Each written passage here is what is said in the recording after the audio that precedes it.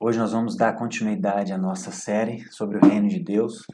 O David falou nos dois últimos domingos sobre alguns princípios que regem o Reino de Deus, né? Falou sobre o agente de ordem, sobre que todo reino tem um agente de ordem, e esse agente é o próprio Cristo.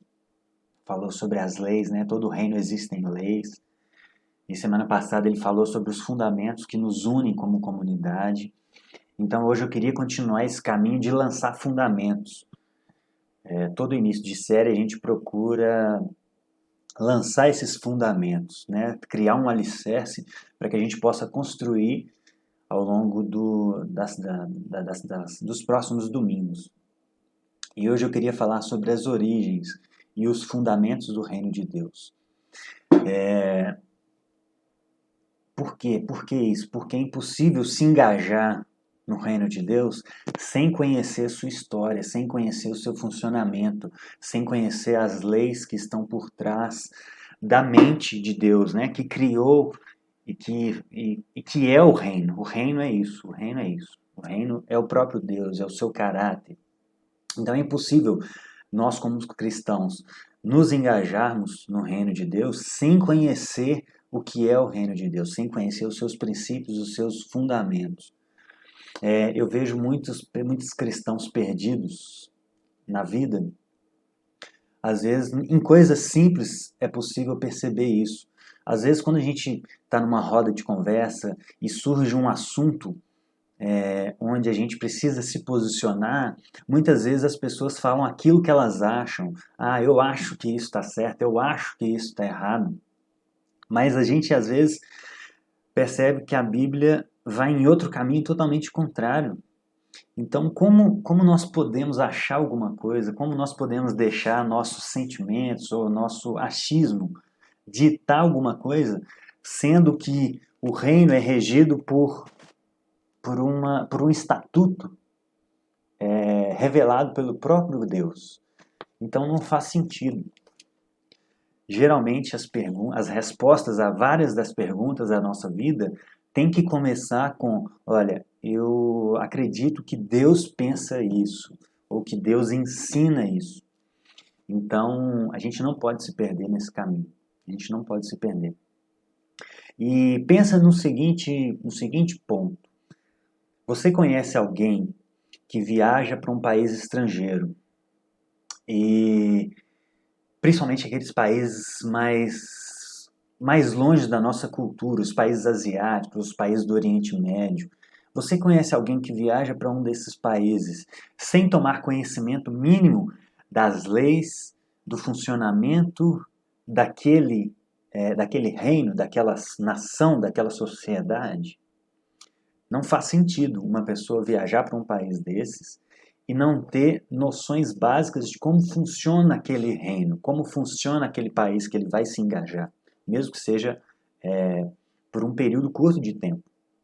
Porque ele pode fazer coisas que não condizem com aquele meio social e ele pode sofrer punições, ele pode sofrer não só punições, mas ele pode ficar perdido naquele lugar. O mesmo vale para nós. Nós fazemos parte de um reino e não podemos continuar tocando a nossa vida sem um conhecimento profundo desse reino. Porque a gente pode estar batendo cabeça, a gente pode estar perdendo tempo se a gente não conhece o Deus que estabeleceu esse reino, se a gente não conhece as leis desse reino e se a gente não conhece os fundamentos, os princípios desse reino. E Jesus, ele fala sobre reino de Deus e reino dos céus 98 vezes no Novo Testamento. Então, Jesus é muito enfático sobre o reino de Deus. E a gente precisa se perguntar, o que é isso que estava queimando no coração de Jesus? O que ele falava o tempo todo? O que é isso que ele falava o tempo todo? É isso que nós vamos tentar aprofundar um pouquinho mais hoje. E o David já trouxe a definição de reino de Deus. Eu só queria relembrar, reino de Deus é toda a esfera em que Deus reina. E quais são essas esferas onde Deus reina? Deus reina sobre todo o cosmos. Nós estamos no planeta Terra, que é uma poeira próximo, comparado ao universo criado. existem milhões e milhões de anos-luz de universo. A gente consegue observar só uma pequena parcela dele, e que são 10 bilhões de anos-luz. Ou seja, se a gente viajar na velocidade da luz em 10 bilhões de anos, isso é só o que a gente consegue ver, mas existe muito mais no universo para além disso. Então é isso, Deus reina sobre todo esse cosmos, sobre todo esse universo, porque Ele é o Criador de tudo. Ele tem tudo isso na palma das suas mãos. E se existirem vidas em outros planetas, Deus reina sobre essas vidas também. Aquilo ali também faz parte do seu reinado. Ele é o rei sobre tudo. E isso inclui o nosso pequenininho planeta Terra, ao longo dessa imensidão que existe. Mas há um só lugar onde Deus não pode, entre aspas, ele pode não reinar, porque isso depende de nós, é o nosso coração. Não porque ele não tenha poder para reinar sobre o nosso coração, mas é porque ele escolheu nos dar essa prerrogativa de poder rejeitá-lo. Então, dentro desse universo todo, existe apenas um lugar onde Deus pode, entre aspas, não reinar. É dentro do nosso coração. Se a gente rejeitá-lo livremente, ele não se faz presente. Isso é ao mesmo tempo grandioso, porque Deus é amor e o amor presume liberdade, mas ao mesmo tempo isso é muito agressivo, porque nós corremos o risco de estar rejeitando Ele com as nossas atitudes ao longo da nossa vida. Então isso tem que nos deixar alertas para uma vida santa, como a Brisa colocou. E esse reino, meus irmãos, possui alguns fundamentos básicos. E são 4 esses fundamentos básicos: amor, verdade, justiça e beleza. João fala em 1 João 4,8 que Deus é amor. Então, o amor flui da natureza de Deus. Deus ele possui uma natureza. E essa natureza flui em tudo aquilo que ele cria. Então, o amor é o princípio mais básico do reino de Deus. Paulo fala em 1 Coríntios 13 que o amor é maior que todos os dons. Então, o amor é o primeiro pilar do reino de Deus. Amarmos uns aos outros. Primeiro, amar a Deus sobre todas as coisas. E se a gente fizer isso, nós vamos amar toda a criação, vamos amar a nós mesmos, vamos amar os nossos irmãos e vamos amar a natureza criada. Então, o amor é o fundamento de tudo. Não há reino de Deus sem amor. E Deus é a referência daquilo que é bom. Isso é o amor. Deus é a nossa referência fixa e imutável do que é bom e do que é mal. Tudo aquilo que é contrário a Deus é mal. Tudo aquilo que faz parte do caráter de Deus é bom. E o segundo princípio, o segundo pilar do reino de Deus é a verdade. Jesus diz que ele é a verdade. Então, num sentido teológico, ele é a verdade. Toda realidade metafísica, toda realidade que está para além do mundo físico, toda realidade espiritual está concentrada em Cristo. Não há nenhuma realidade espiritual que não esteja concentrada nele. Qualquer afirmação de religiões, de filosofias, que dessa área metafísica, dessa área espiritual, que não tem a ver com Cristo, ela é falsa. Jesus é a referência fixa e imutável de toda a realidade espiritual. Num sentido filosófico, Jesus conhece toda a verdade. Então, todos os fatos que ocorrem nesse universo, inclusive aqui na Terra, todos os fatos são conhecidos por Jesus. Nenhuma verdade é oculta aos olhos dele. Nenhuma verdade é oculta aos olhos de Deus. E um dia toda a verdade virá à tona. Então, mesmo que nós soframos injustiças, mesmo que nós sejamos injustiçados em vida, um dia toda a verdade virá à tona. Um dia ele julgará todas as pessoas. Então, nós podemos descansar nele. Essa pessoa que pegou esse telefone que eu perdi, pelo visto, não se esforçou em devolver. Então, não adianta eu me perder, porque eu sei que toda a verdade virá à tona. Um dia essa pessoa será julgada por Deus. E se de fato ela não se esforçou para devolver esse telefone, ela será julgada por isso. Então a gente pode descansar nele, porque nenhuma injustiça ficará impune, nenhuma verdade será oculta aos olhos dele. O terceiro pilar do reino de Deus é a justiça. Né? Deuteronômio 32:4 fala que todos os seus caminhos são justos. Moisés falando. Deus é justo. Deus é a referência do que é verdadeiro e falso, e Deus é a referência do que é certo e errado. Ele é justo. E por isso a Bíblia nos ensina a lançar sobre ele todas as nossas inquietações, porque ele é justo. Ele não deixará passar nada. Nenhuma folha que cai de uma árvore acontece sem o consentimento de Deus. Então, quem dirá as coisas mais importantes da vida? Então, ele é a justiça e podemos confiar nele, podemos descansar que ele é justo e ele fará toda a justiça completa será consumada no fim dos tempos. O último pilar importante do reino de Deus é a beleza. Deus é o artista principal da criação. Se a gente olha para a natureza, nós percebemos que ele não fez a natureza só com características funcionais. Existem coisas na natureza que são funcionais, que funcionam na prática. Mas existem coisas que estão ali apenas para embelezar a criação. Isso é maravilhoso. Isso torna a vida mais... Isso dá é a cereja do bolo da vida. A vida ela não é só funcional, a vida ela é bela também. Isso nos aponta para Deus, para o Criador.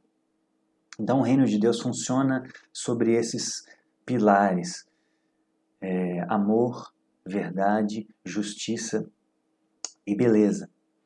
E para a gente entender melhor ainda o reino de Deus, a gente precisa ir para as origens. Esses são fundamentos que fluem do caráter de Deus. Agora, para a gente entender melhor o reino de Deus, a gente precisa entender a história desse reino.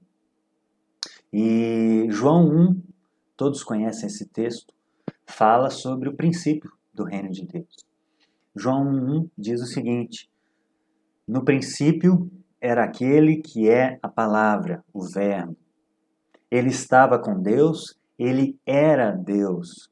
Ele estava com Deus no princípio. Esse na Bíblia em ordem cronológica, esse é o primeiro texto da Escritura. Por quê? Porque isso aqui vem antes de Gênesis 1. Aqui é a origem, entre aspas, né? Porque Deus é eterno. Deus não surge. Deus sempre existiu. Então o reino de Deus sempre existiu. O reino de Deus não tem uma origem num sentido absoluto da palavra. O reino de Deus sempre existiu porque Deus sempre existiu. E o Anderson fala isso, né? Que Deus ele viveu eternamente numa relação de amor entre o seu Filho e o Espírito Santo.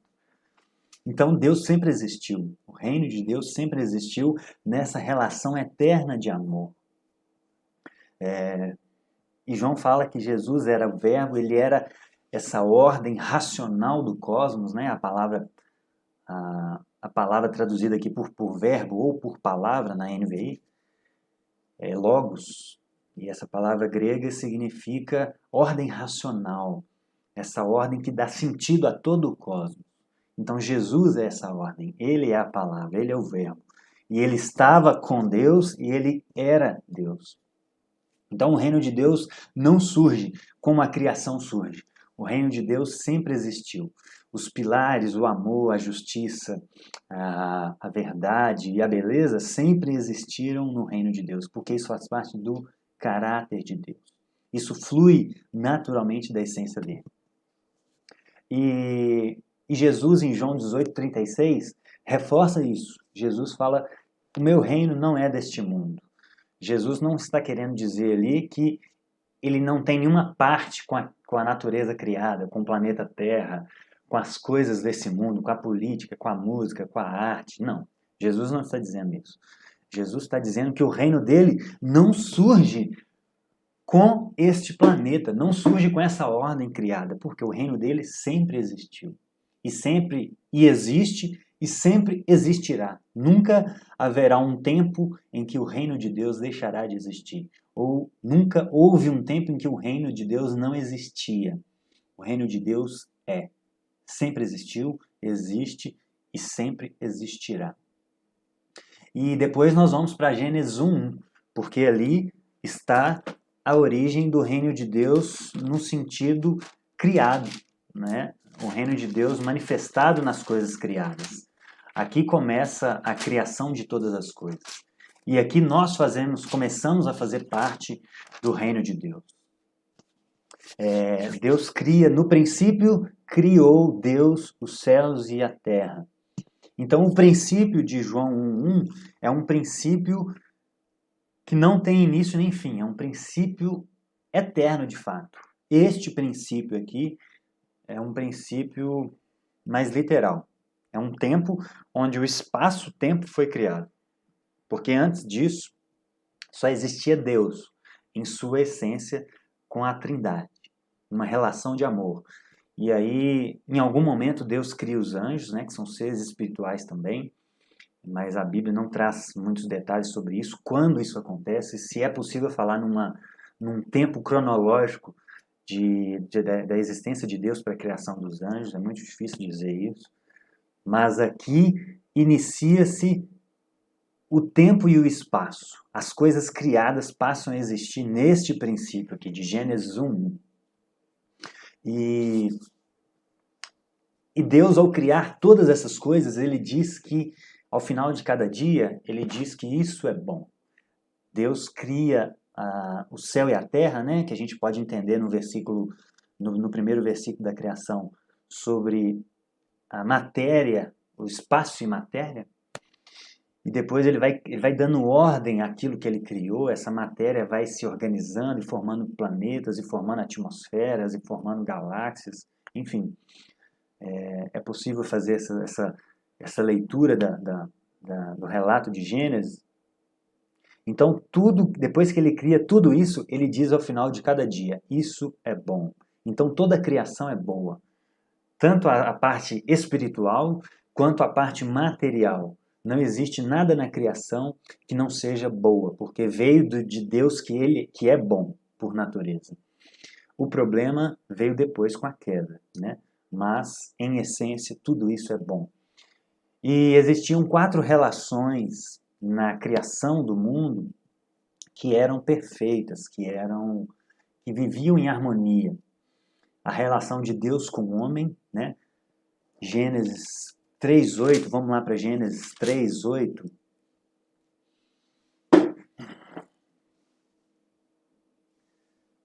Aqui um pouco antes da queda ainda, então nós estamos falando de uma ordem criada, de uma ordem perfeita. Gênesis 3:8 diz que, ouvindo o homem e sua mulher os passos do Senhor Deus, que andava pelo jardim quando soprava a brisa do dia. Então, ao longo da viração de cada dia, Deus andava com Adão e Eva. Então, a relação de Deus com o homem era perfeita. Existia uma relação de comunhão perfeita entre Deus e o homem. Por quê? Porque eles se encontravam diariamente. Ele tinha comunhão com a sua criação. Deus, ao final de cada dia, tinha comunhão com a sua criação. Essa é a relação de Deus com o homem. A segunda relação é do homem consigo mesmo. Deus criou o homem à imagem e semelhança dele. Então, Adão não tinha crise existencial. Adão tinha contato direto com o seu Criador. Adão sabia de onde ele tinha vindo, por que ele tinha sido criado, o que ele deveria fazer, porque ele recebia ordens diretas de Deus. Então, não existia crise existencial em Adão. Não existia necessidade de psicólogo em Adão. o psicólogo ele veio reparar um problema com a queda, né? E várias outras profissões. A polícia, né? Só existe por causa da queda, enfim, várias profissões só existem por causa dos problemas gerados pela queda. Então Adão não tinha crise existencial, meus irmãos. Adão, ele sabia quem ele era, sabia de onde ele veio, sabia da sua origem, sabia por que ele existia e sabia o que deveria fazer. E sabia do fim da história também, porque ele tinha contato com o seu Deus, com o seu Pai. A terceira relação perfeita que existia era do homem com o próximo, né? Então andavam nus e não se envergonhavam, Adão e Eva. A relação de Adão e Eva era uma proximidade plena. Eles não precisavam de colocar máscaras, eles não precisavam encenar, como a gente faz, infelizmente, muitas vezes na vida. Colocamos uma máscara, encenamos coisas que não somos, que não estamos vivendo. Então, Adão e Eva não precisavam disso. Eles se relacionavam com Deus face a face.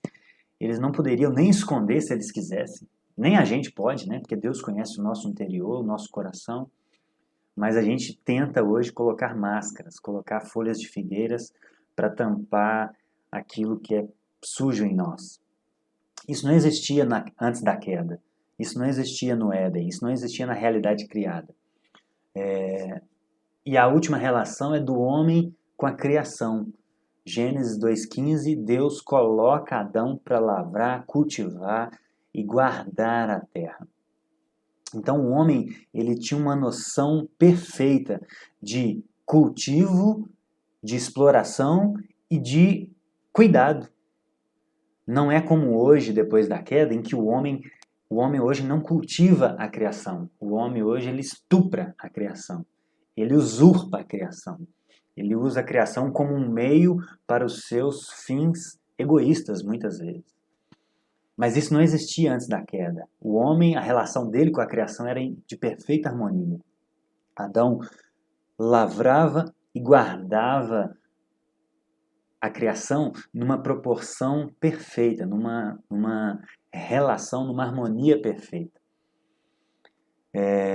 E depois que Deus cria todas as coisas, depois que Ele estabelece essas relações, há a queda.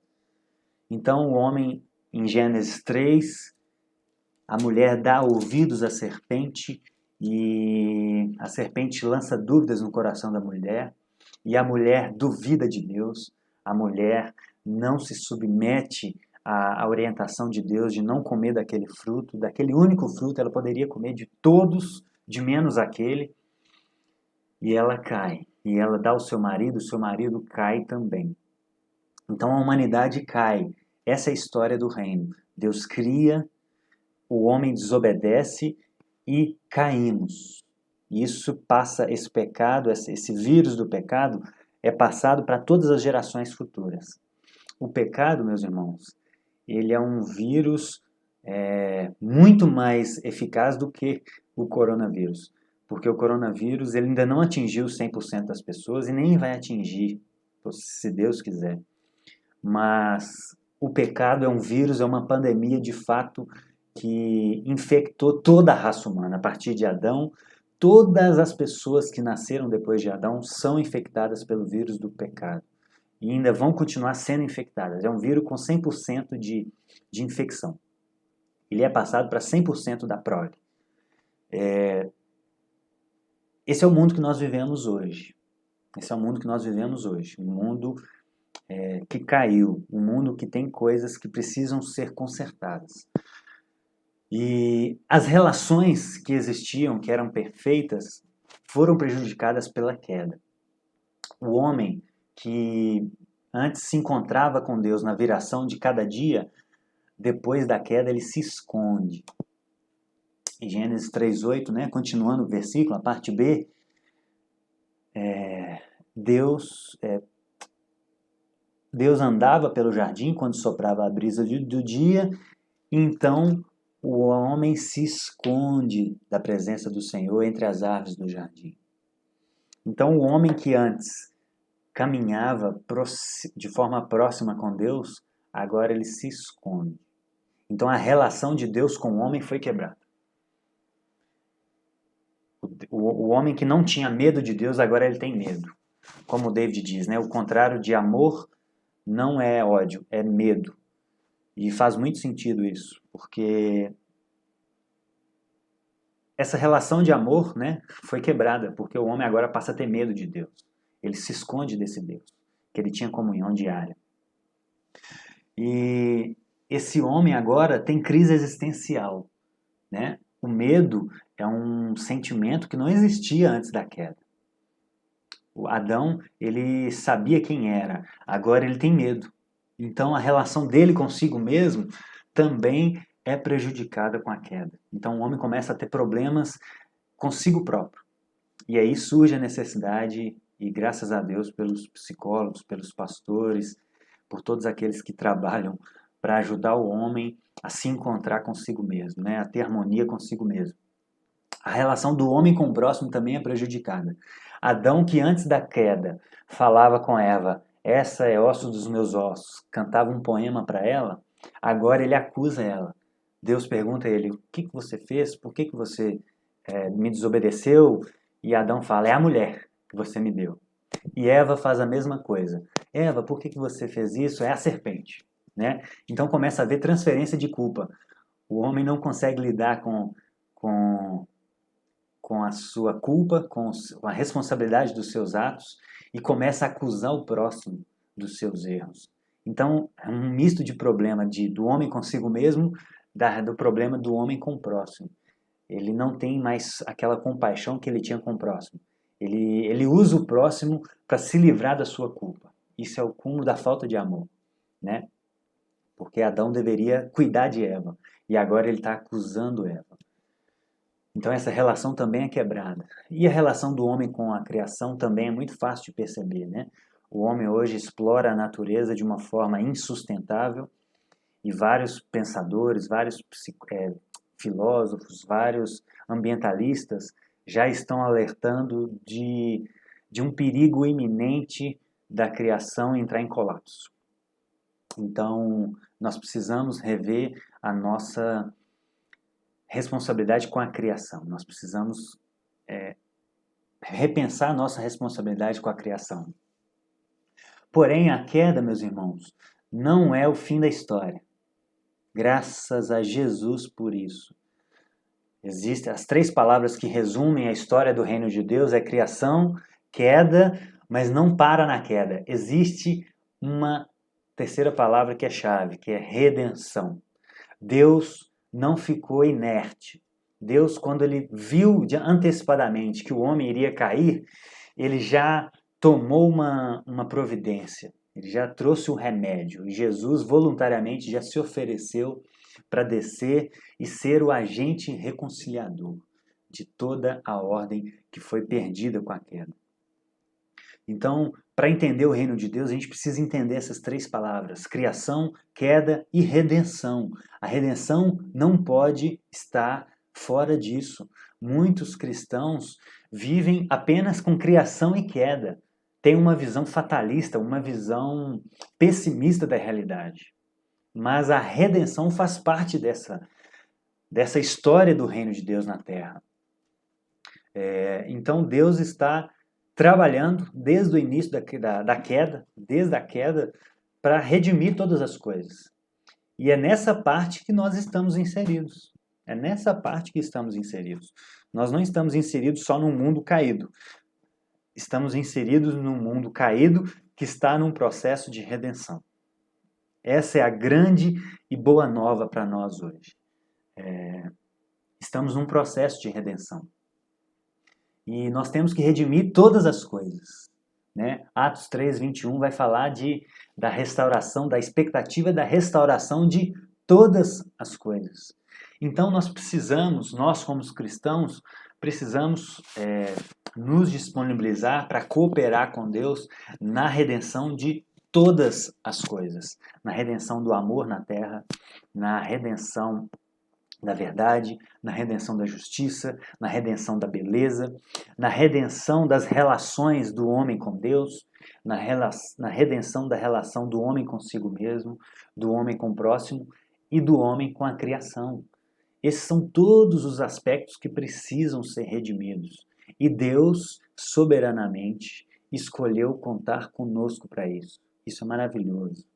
Deus já desde o início coloca Adão para lavrar, cultivar a terra, coloca Adão para dar nome aos animais, ou seja, Deus inclui a sua criação no seu reino. Isso é maravilhoso. Nós temos a oportunidade de fazer parte desse reino de forma ativa, não de forma passiva. Então Deus, Colossenses 1:20, esse texto eu queria abrir com os irmãos. Colossenses 1:20 fala dessa realidade, a partir do verso 19. A partir do verso 17. Vamos ler a partir do 15, para fazer mais sentido essa perícope, essa parte. Aqui está falando da supremacia de Cristo, Colossenses 1:15. Ele é a imagem do Deus invisível, o primogênito de toda a criação, pois nele foram criadas todas as coisas, nos céus e na terra, as visíveis e as invisíveis, sejam tronos ou soberanias, poderes ou autoridades, todas as coisas foram criadas por ele e para ele. Paulo aqui traz uma ideia de toda a realidade do reino de Deus, tanto as coisas visíveis e invisíveis, as espirituais e as coisas materiais. Verso 17. Ele é antes de todas as coisas, e nele tudo subsiste. Ele é o cabeça do corpo, que é a igreja. Ele é o princípio e o primogênito dentre os mortos, para que em tudo tenha a supremacia, pois foi do agrado de Deus que nele habitasse toda a plenitude, e por meio dele reconciliasse consigo todas as coisas, tanto as que estão na terra quanto as que estão no céu, estabelecendo a paz pelo seu sangue derramado na cruz. Irmãos, esse texto é maravilhoso. Esse texto fala que, como o David diz, que Jesus é o agente de reconciliação de toda a ordem criada, que foi perdida com a queda. Jesus é o meio pelo qual Deus está trabalhando para redimir toda a sua criação para a ordem que existia antes da queda. E a grande notícia é que ele é o cabeça de um corpo. E esse corpo somos nós. E ele trabalha através de nós. Nós somos, Paulo fala isso em 1 Coríntios 3:9, de Deus nós somos cooperadores. Então nós somos chamados para cooperar com Deus na redenção de todas as coisas. E por isso Deus tem dois chamados para nós. Quando a gente pensa em chamado, nós pensamos naquilo que a gente tem que fazer.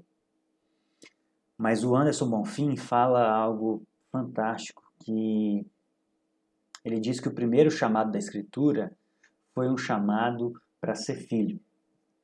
Lá em Gênesis 3:8, como a gente acabou de ler, Gênesis 3:9, Deus chama Adão e pergunta: onde estás? Então esse é o primeiro chamado que existe na Escritura. Deus nos chama para voltar a uma posição perdida com a queda. Então sempre que pensarmos em chamados, tenha isso na sua cabeça. O primeiro chamado é para sermos filhos. Não podemos fazer nada se não estamos nessa posição de filhos.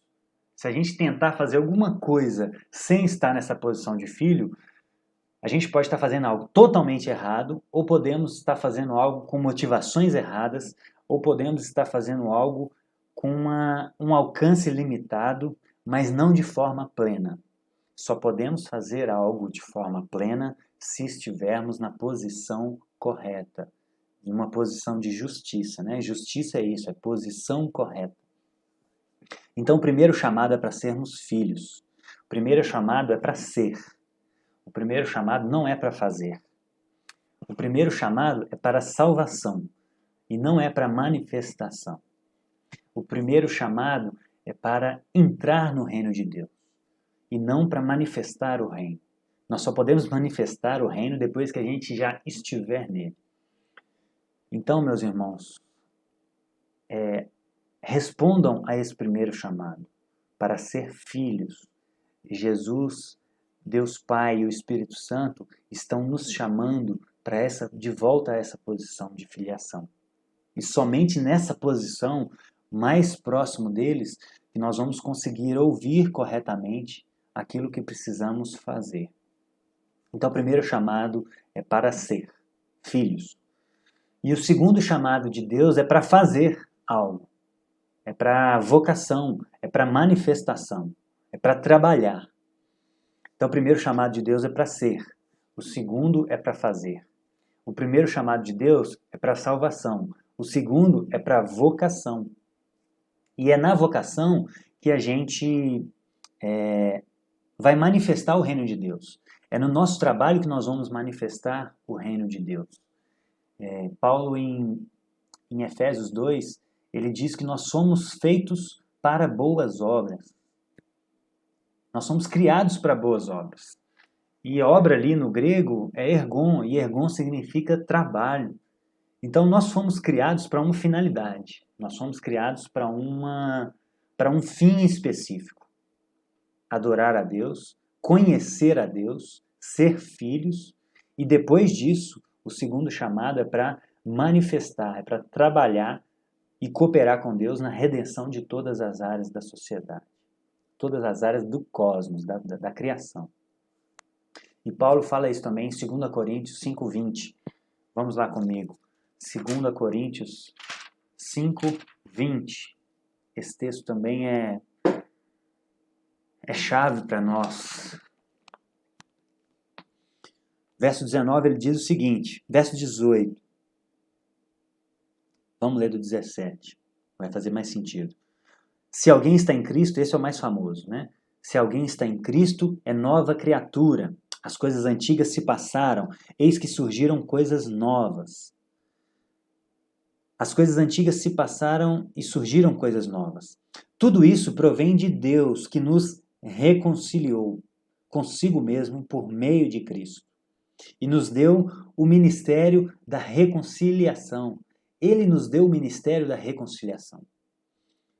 Ou seja, que Deus em Cristo estava reconciliando consigo o mundo, não levando em conta os pecados dos homens, e nos confiou a mensagem da reconciliação. Portanto, somos embaixadores de Cristo. Como se Deus estivesse fazendo o seu apelo por nosso intermédio. Irmãos, um embaixador é aquele que representa um reino, uma nação em outra nação. E nós somos, Paulo usa essa figura para falar sobre nós como cristãos, como filhos. Nós somos embaixadores de Cristo. Nós somos os representantes legais de Cristo na terra. Nós estamos aqui representando a nossa pátria celestial. Então nós temos que estabelecer os princípios e os valores dessa nossa pátria aqui na terra. E que essa terra também é do nosso Pai.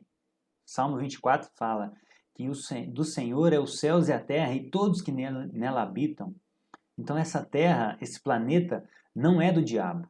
Esse planeta está sob o domínio do diabo por causa da liberdade que os homens têm de rejeitar a Deus. Mas a terra é do Senhor. Paulo também fala isso em 1 Coríntios. A terra é do Senhor. Nós não podemos entregar para o diabo aquilo que é do nosso Pai. Essa terra faz parte do reino de Deus. Então nós que temos que cuidar dela. Nós que temos que reger a criação. Foi para isso que nós somos criados. Deus colocou a gente lá em Adão para cultivar, lavrar, dominar a terra. Então nós que temos que ter o controle dela, não num sentido ganancioso, não num sentido de querer todo o domínio de todas as pessoas, não, mas nós devemos reger a criação. Nós deveríamos ser as pessoas que ocupassem e que ocupam as áreas de maior influência da sociedade, para o bem comum, não para o nosso bem, não para o bem da igreja, mas para o bem de todos. Nós deveríamos ser os melhores políticos, nós deveríamos ser os melhores músicos, nós deveríamos ser os melhores artistas, os melhores filósofos, os melhores formadores de opinião. Nós deveríamos reger a criação. Mas nós nos perdemos em algum momento, entregamos o mundo para Satanás e por isso que vivemos num caos tão grande. Não é uma ideia de fazer um mundo perfeito aqui na Terra, porque o pecado, nem todas as pessoas vão aceitar Jesus, nem todas as pessoas vão se submeter a esse reinado, mas o mundo poderia ser bem melhor se nós assumíssemos a nossa posição de cooperadores de Deus para a redenção de todas as coisas. Então esse é o nosso ministério principal, esse é o nosso... A palavra ministério no original tem a ver com aquele que corre atrás de uma missão, é diaconia, né? Ministério no grego é diaconia. Aquele que corre, aquele que serve, aquele que corre atrás de uma missão. Então o nosso primeiro ministério, o nosso ministério geral é esse, é trabalhar cooperando com Deus na redenção de todas as áreas da sociedade. E de forma prática, a gente consegue visualizar isso de forma muito interessante. Pense em como nosso trabalho, as obras das nossas mãos, trabalho aqui num sentido mais amplo, não no sentido de aquilo que a gente faz num escritório, que bate cartão, que tem uma remuneração, mas eu estou dizendo do nosso trabalho como pessoa, tudo aquilo que fazemos para cooperar com Deus na redenção de todas as coisas. E o nosso trabalho de carteira assinada, isso também faz parte. Mas o trabalho a gente tem que entender de uma forma mais ampla. Todas as nossas obras, tudo aquilo que a gente faz para cooperar com Deus na redenção de todas as coisas.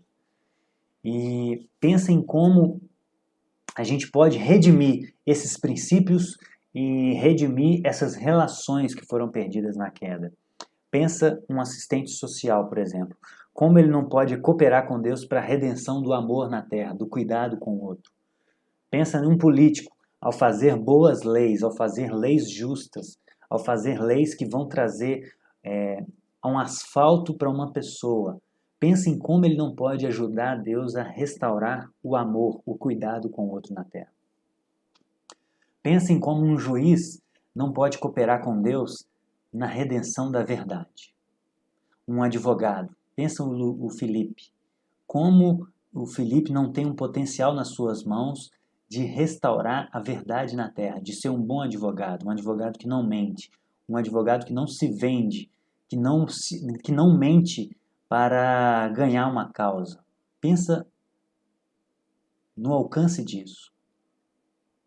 Pensa num empresário, em como ele não pode restaurar a justiça na terra, com preços justos, com relações justas entre os seus funcionários. Pense em um artista, pense em músicos, como eles não podem cooperar com Deus para a redenção da beleza na terra. Pense nos pastores, pense no David, pense naquilo que o David, que todas as pessoas que cuidam dos irmãos na nossa comunidade, pensam em como eles não estão cooperando com Deus para restaurar a relação do homem com o Deus. Pensa nas conversas que o David, que algum pastor já teve na sua vida, que não te ajudaram a se reconciliar com Deus. Pense num psicólogo, né, como eu já citei, como ele não pode te ajudar a conhecer a si próprio, a lidar melhor com os seus sentimentos, a te ajudar a restaurar os sentimentos que estão desordenados dentro de você. Pense nos educadores infantis, em como eles não podem ajudar as crianças a já aprenderem a viver em sociedade, a restaurar a relação do homem com o próximo, desde criança. E por último, pense num ambientalista, num agricultor, num filósofo, né, que vai falar que vai criticar esse consumismo na Terra. Pense em como a gente não pode, com o nosso trabalho, restaurar a relação do homem com a criação, em mostrar que o homem não deve abusar da criação. Então, meus irmãos, isso é maravilhoso. Deus, ele nos chama, Deus tem dois chamados para nós. Ele nos chama para ser filhos E depois ele nos chama para manifestar o reino de Deus na terra através do nosso trabalho. E eu queria te perguntar, você conhecia o reino no qual você faz parte? Você conhecia todos esses aspectos no reino do qual você faz parte? Conhecer esse reino ressignifica toda a nossa existência. O nosso trabalho ganha outro sentido. E o nosso trabalho precisa ser revisto, inclusive, porque se Deus nos capacita com dons, se Deus nos dá habilidades, isso significa que Ele nos chama para cooperar com a redenção de todas as coisas de uma forma específica. E você conhece, você tem consciência das suas obras, você reconhece que você está trabalhando, cooperando com Deus, naquilo que Ele quer que você coopere? Você já se perguntou isso? Você já se perguntou se você está trabalhando naquilo que de fato Deus te chamou para trabalhar? Ou você está vivendo num outro reino? Qual reino nós temos vivido? Nós temos vivido de acordo com os princípios e os mandamentos do reino de Deus?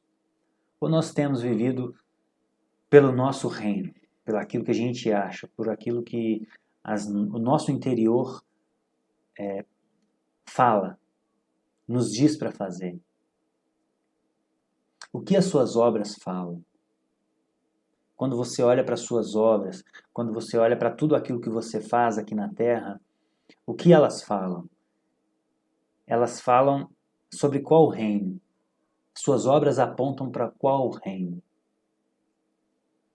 Então é isso que eu queria contribuir com os irmãos hoje e queria que nós orássemos para que Deus nos ajude, para que Deus nos capacite, para que possamos cooperar com Ele na redenção de todas as coisas.